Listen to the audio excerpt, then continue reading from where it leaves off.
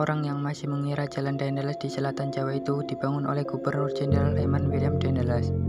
Faktanya, nama Daendels yang tersemat di jalan itu bukan nama Gubernur Jenderal yang terkenal.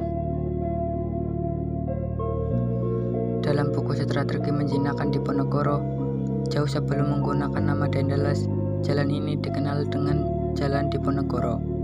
Sebutan itu tidak terlepas dari peristiwa Perang Jawa ketika Perang Diponegoro berperang melawan Belanda.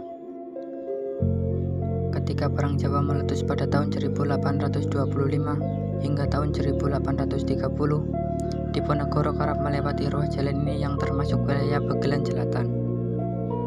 Pada masa kerajaan Jawa abad ke-14, banyak kerajaan memanfaatkan jalan pesisir pantai selatan ini sebagai jalur penghubung.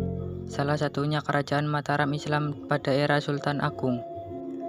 Setiap wilayah itu dipimpin oleh seorang asisten residen, termasuk Ampel yang dipimpin oleh seorang asisten residen bernama Agustus Drake.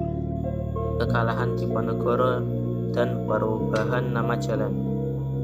Perjuangan Pangeran Diponegoro dalam melawan kolonialisme Belanda berakhir setelah pada 1827,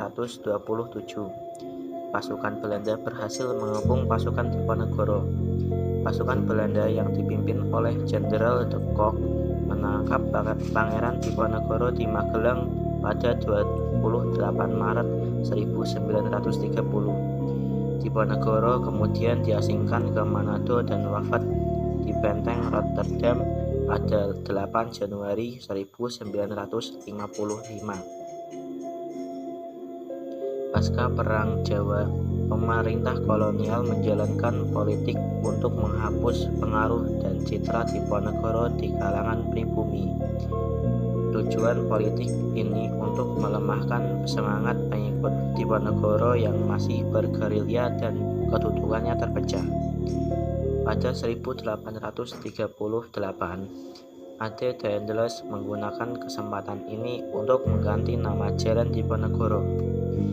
Daendels mengubah nama jalan kuno penghubung kerajaan Jawa ini dengan namanya. Jadilah Jalan Daendels di selatan Jawa. Ia juga membangun kembali jalan tersebut mulai dari Prosot, Kulonprogo hingga Karangbolong, Cilacap. Terlepas dari rekaman sejarah yang ada, Jalan Daendels di selatan Jawa kini sudah berfungsi sebagai jalur alternatif transportasi bagi pemudik ketika menuju Yogyakarta dan sebaliknya. Pemanfaatan Jalan Daendels sebagai jalur alternatif lintas selatan Jawa dapat membawa fungsi jalur ini menjadi seimbang dengan jalan raya pos di pantai utara Jawa yang kini juga berfungsi sebagai jalan Trans Jawa.